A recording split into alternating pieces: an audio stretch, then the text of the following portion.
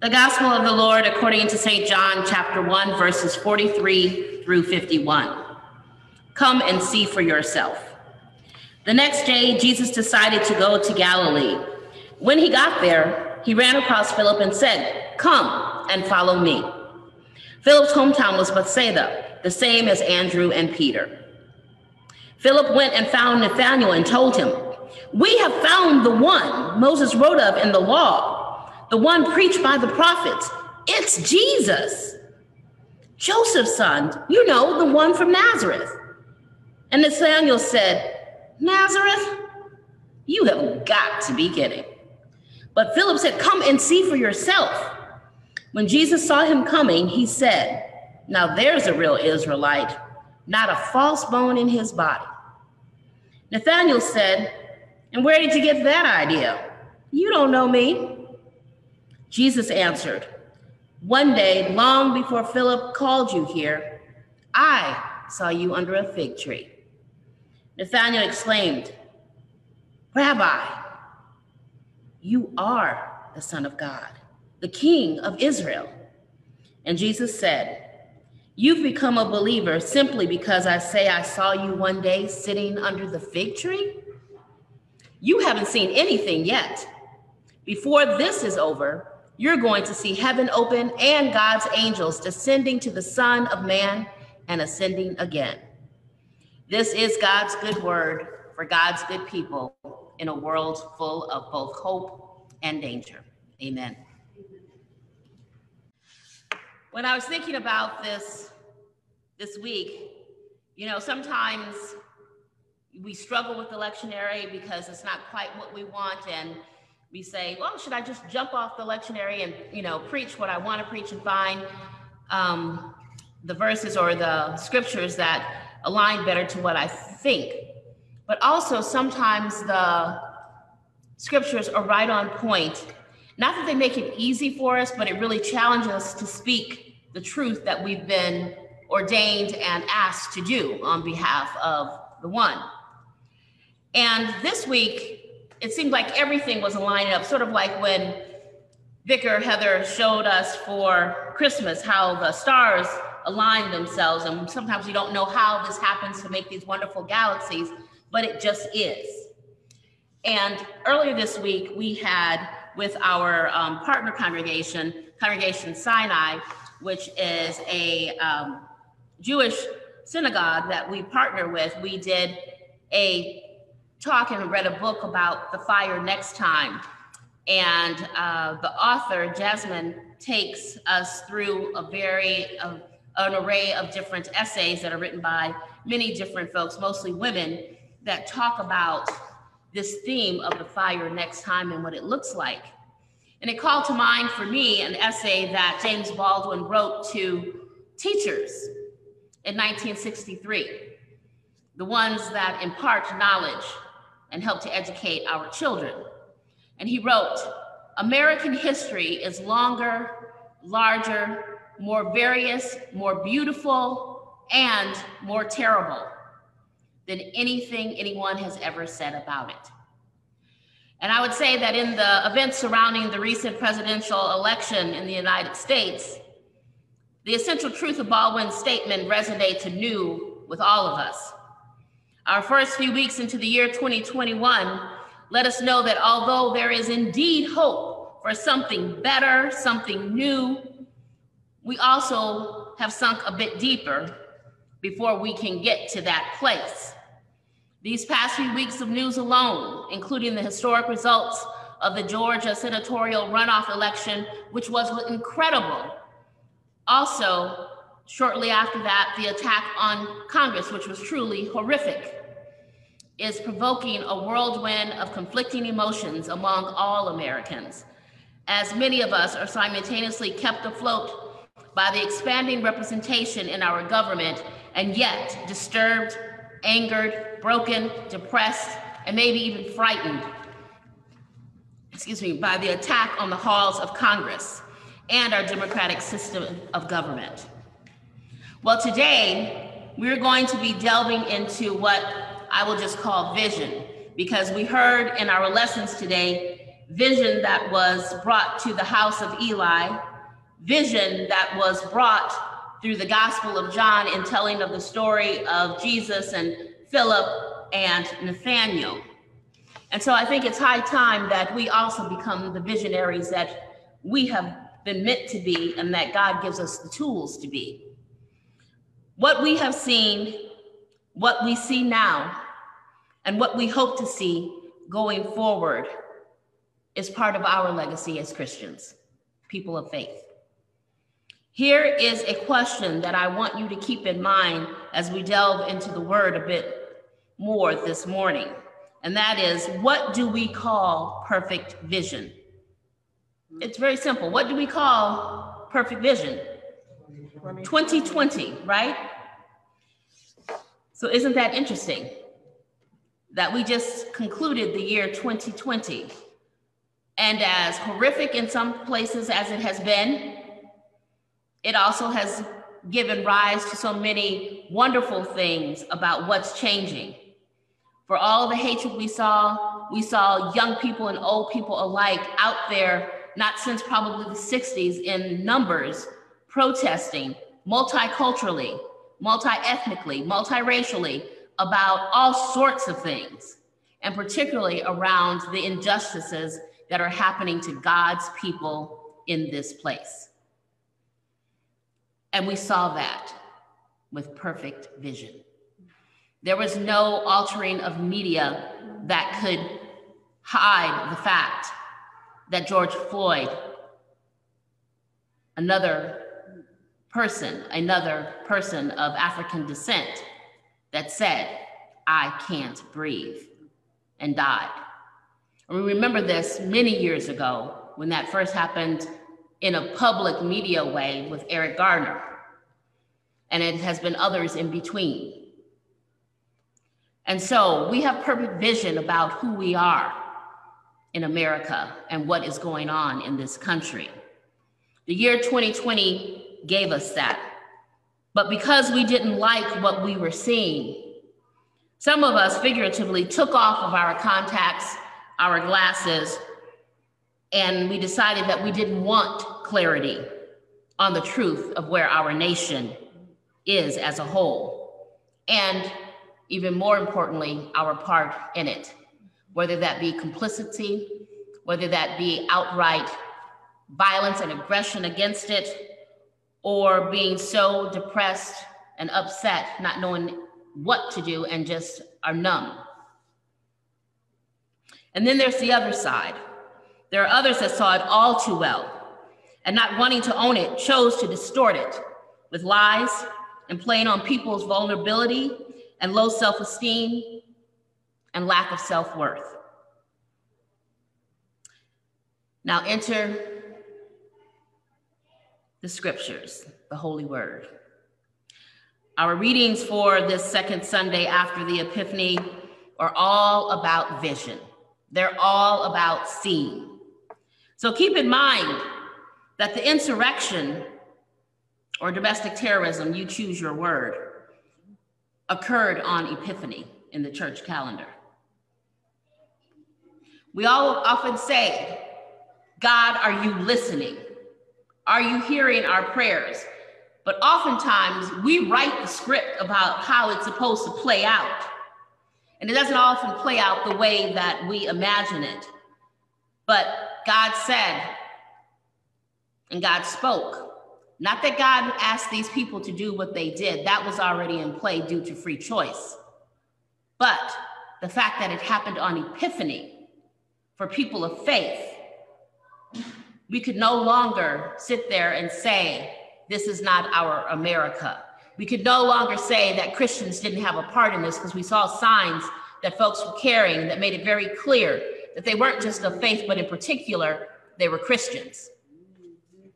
And so we can't hide behind the truth of what we have been saying in the name of God and in the name of Christianity, which has nothing to do with what Jesus came here for, and nothing at all what Jesus proclaimed to be his way. And so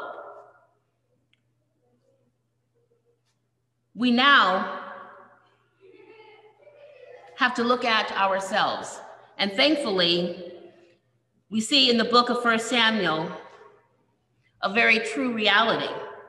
We encounter the priest Eli, whose physical and spiritual eyesight has grown so dim that he cannot see what's right in front of him. This also, I would surmise, would be so many that fall into the insurrectionist camp here in the United States. In our story from the Hebrew Bible, we see a priest named Eli who no longer expects to see or hear anything from God. Not because God has abandoned him, but because he has sunk so low that he is unable to summon the courage that is necessary or the will or the moral fortitude to do what God desires him to do. We know that Israel was a hot mess, just like the United States during this time. And Eli's sons, because he chose not to have the courage to do what he knew he was supposed to do, being priests as well, also followed very much in their father's footsteps, but then took it a step farther. They completely lost their moral compass, and it would seem even their common sense. These priests made a habit of dissing God and God's people via lewd and lascivious behaviors, including extortion, greed, and sexual sin. Now just substitute somebody in there and think about what was leading Israel from a faith perspective and what has been leading this country from a supposed leader that claims to be of faith. And what kind of house were we seeing? God is making it very easy for us to draw the parallels. When Eli fails to rein them in, God has one option left in this family. And God turns to the youngest child, a young boy on the verge of either going one way or the other, Samuel. We've heard the story this morning, so I won't recount the whole story. But this child is on the border. But at this point, he is still unspoiled by the sins of his brother and his father. His is a child whose sight and hearing remain 20/20 and is uncompromised by that which surrounds him and that which he is intimately immersed in. But a child who still has ears to hear.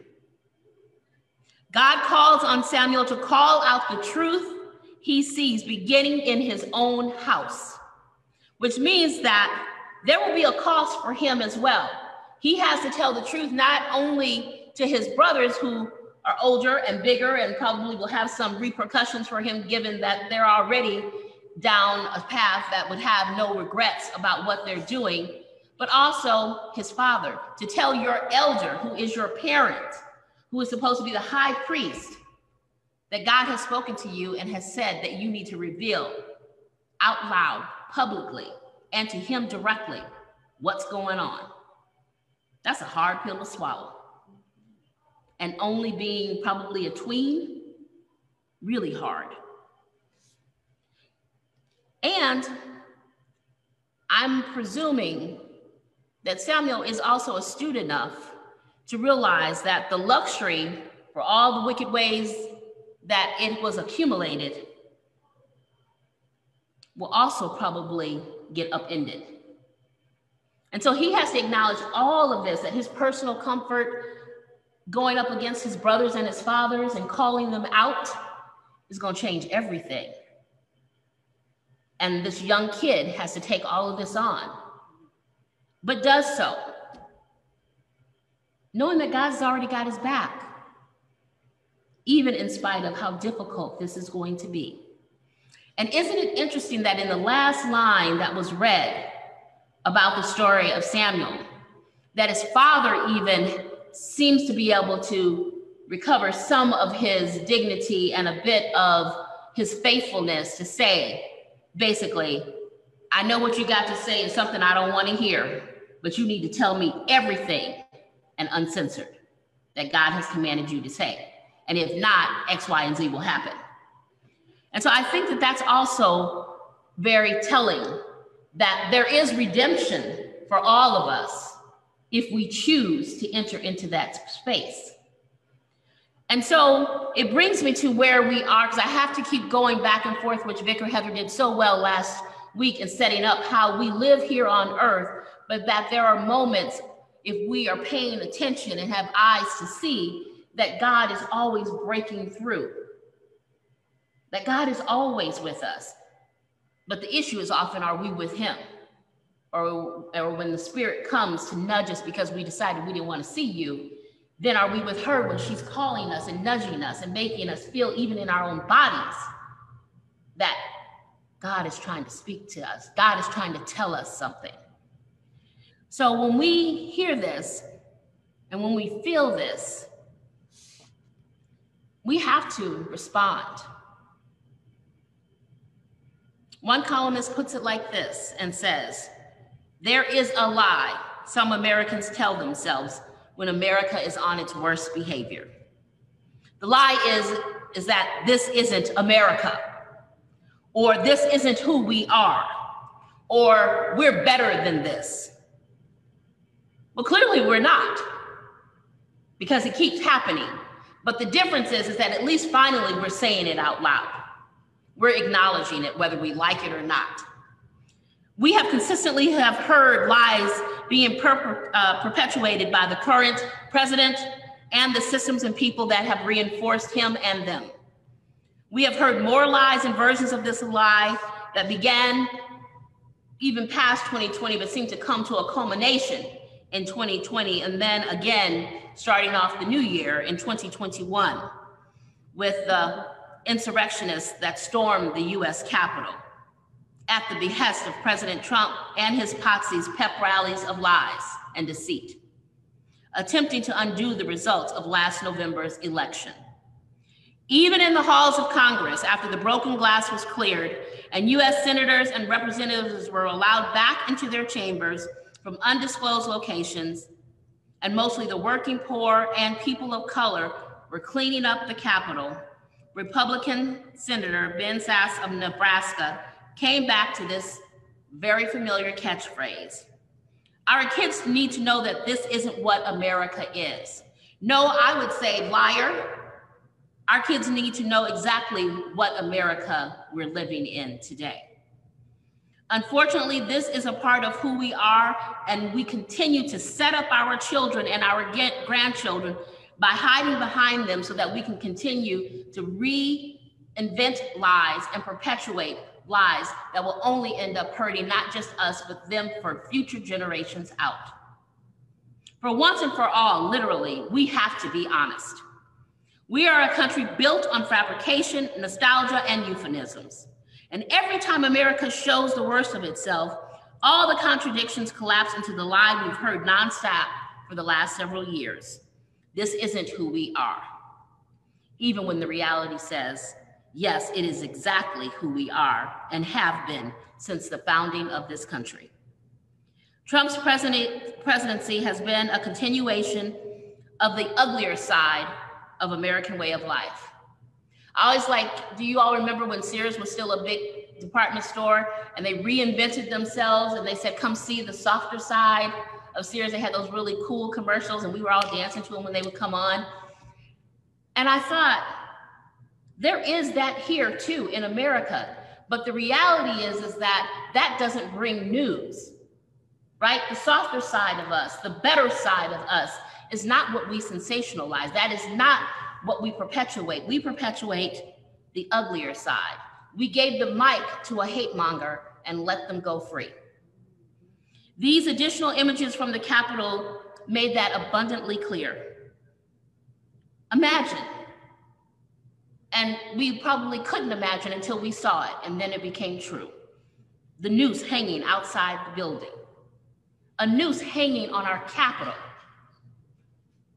And then inside, insurrectionists carrying a Confederate flag, which in reality really wasn't a Confederate flag.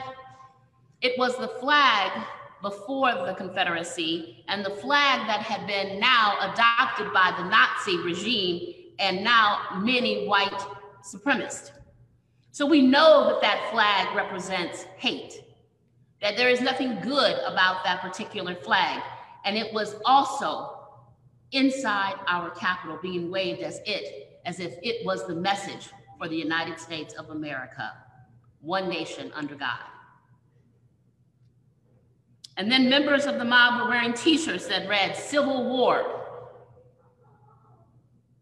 And later, these same folks making it clear that if you go against them, even if you are white and you're a white man and you hold the second highest office in the country, that noose was made for him and they would hang him from it. Unfortunately, this is America too. You see, our current troubles and our current administration are both just the latest chapters in America's ongoing battle over race. This just didn't happen in the last 4 years. It's been happening since the founding of this country that was stolen. And it has continued to happen in very different ways. For a while it was subversive, and now again it's becoming more overt. Trump's presidency has always been about race and reacting to a nation more diverse than it has ever been. So again, we keep hearing the good and the ugly. We're more diverse than we have ever been, which is a wonderful thing to talk about, how many people we have had come from other places to have solace here or to find a new start here. All of these wonderful things. And I don't like to say a melting pot because I don't want you to melt into me and I don't want to melt into you. But I like to say the salad bowl part, that we bring all of who we are together, making a wonderful salad of diversity, bringing our special ingredients that sort of spice it up or mellow it out. All of that is part of what we are. That's the good stuff. But we've been reminded over and over since he announced his candidacy that America will be great. But great for whom? Certainly not all of us. And sadly, not even the insurrectionists that stormed the democracy, because if they really understood who the president is and was, they would know that they would never, ever benefit from who he hangs out with. And that's the sad part. But we continue to hear the same lies as the worst of who we have been rears its head presently. And once you see it as such, it makes a lot more sense. Remember, Trump began his ascent to political power on a racist lie, birtherism. He launched his campaign for the presidency, calling people of this country, Mexican immigrants, criminals, and rapists. And then his first major policy initiative was travel restrictions on Muslim majority nations that we all know really was a travel ban on darker people or people with dark skin. His supporters cited economic anxiety as their motivation, but they were driven by racial hatred. The former KKK leader, the Grand Dragon, David Duke, endorsed Trump twice for president. We cannot separate these facts out and not then see the whole picture. Thus, we have to conclude to a certain degree that Trump's presidency has always been about race and reacting to a nation more diverse than it has ever been. And we've been reminded of that time and time again since he announced his candidacy and to the end of his presidency in the next few days. So my question is to you all today and to our nation, how can anyone still say this is not who we are as Americans? Collectively, it is who we are. Maybe not you personally, but a part of us, we have to all own this. And why do we continue to hear that same lie as the worst of America? Theologian Debbie Thomas poses some very timely questions for us, like God did to Samuel, saying, what would it look like for us to do the same in this difficult cultural moment? What does truth look like now that all the lies and deceit have been exposed? And where and how are we being called to speak to it? Are we going to be as courageous as a little Samuel, a 13, 14, maybe year-old person who had to not just speak the truth, but the truth about his own family? But if we are people of faith, as we claim to be, then the insurrectionist, President Trump, as well as the other people that we might quickly want to align ourselves with, because they stand for the goodness that we see, we also know that in each and every one of us, there can be ugliness underneath. We're not going to compare the depths of whether it looks like the insurrectionist or not, but the reality is that that dual nature exists in all of us. And so the answer now is, how do we deal with the truth now that we know the lie? You know, in this whole pandemic, it has laid a lot of things bare for us. Essential workers, first responders, and clergy are afforded the opportunity to see a glimpse of who we are every day. Sickness, sorrow, suffering has a way of just laying it bare. It can't be hidden. And at the same time, it also has just that little opening that we are able to slip in and counteract that reality. Not that we can take away all of the ugliness or all of the suffering or the pain, but we can offer a different kind of balm that soothes the soul, that helps us to stop being in that depressed place, to give us something to hang on to, something to aspire to, something to give us hope. Because healing doesn't always just mean that your physical ailments go away. It means that from the inside out, meaning from the spiritual place of where you live, gets changed, so that then the rest of it can follow.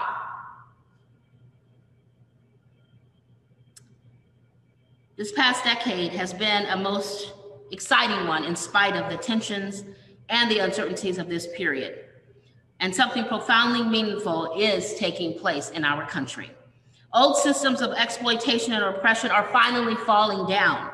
New systems of justice are being birthed in the richest country in the world, even when more than 10 million people are without housing or on the brink of homelessness, and while more than 18 million homes stand vacant across the country.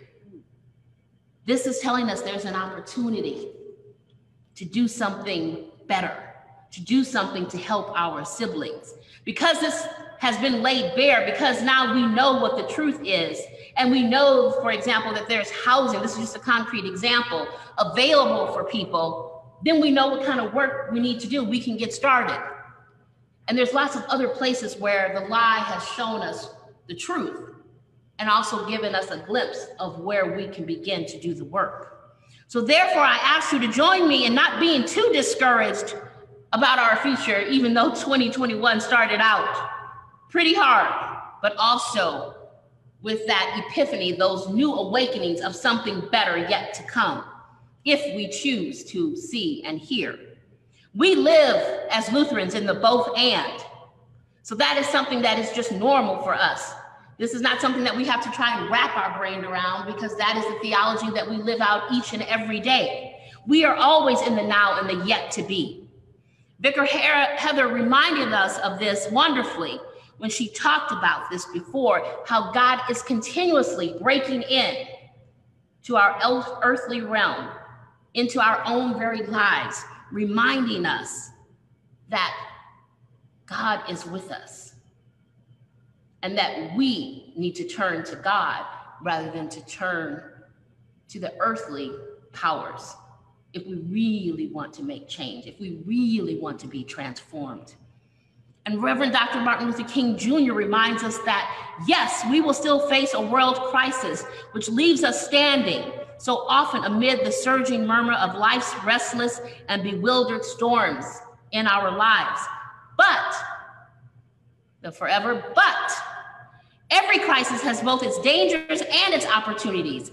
It can spell either salvation or doom. We have the choice to choose.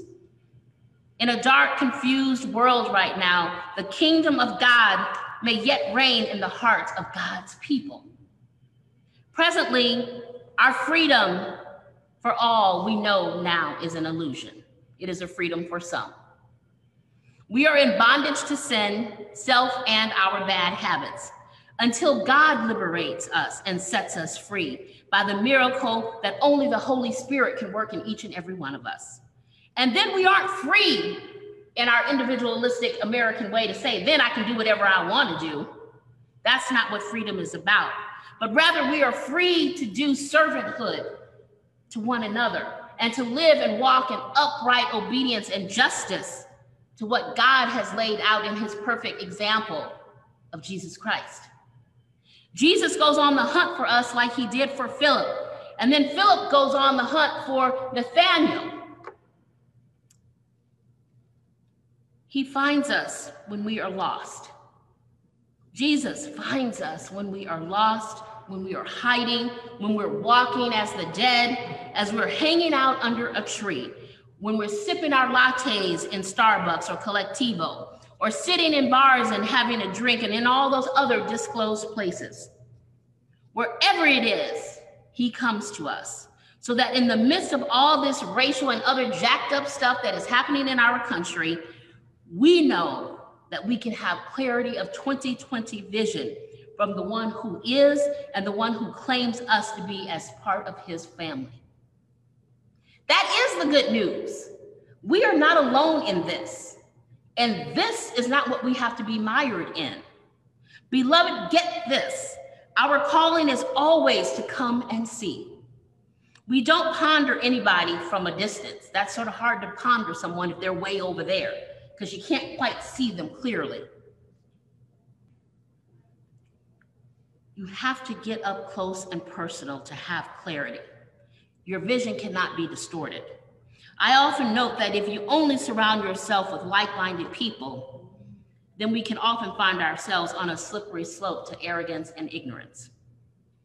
We must include and go to others that are different from ourselves, to those who are really not expecting us, to those that if we had a choice, which often we do, we don't want to encounter. And it is precisely there where we will find Jesus and ourselves. And it is there where our transformation begins. It is that little opening that we need to be able to be transformative. Come and see. I'm going to tell you real briefly before I wrap it up, and I'm getting there, y'all, that when I was living in El Salvador, I had to walk through a barrio, a neighborhood that was very depressed. That is where Resurrection Lutheran Church was, where we had our weekly devotions on Monday with Bishop Gomez. And then further, and that was on the main street. So that had a lot of the armed guards around the streets because there was a bank across the street and some vendors and so forth. So even though it was a little dicey in that area, that particular part was easy to get to.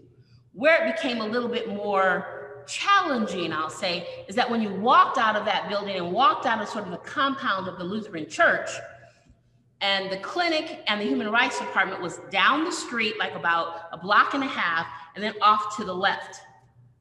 Well, you had to walk through prostitutes, gang members, and people who were on drugs. And one day, I encountered this young man that I would see often. And he looked like sort of what I call a frail man-child.